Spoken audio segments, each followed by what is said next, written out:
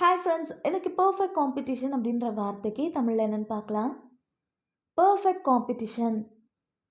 Perfect competition இந்த வார்த்தைக்கு தமிழில் முழுமையான போட்டி, அனைத்து வியாபாரங்களும் சமமான அந்தஸ்து கொண்டிருக்கும் சந்தை நிலை. இன்னும் நல்லா புரிஞ்சுக்க 2 எக்ஸாம்பிள் பார்க்கலாம். First example, perfect competition exist when all firms sell identical products.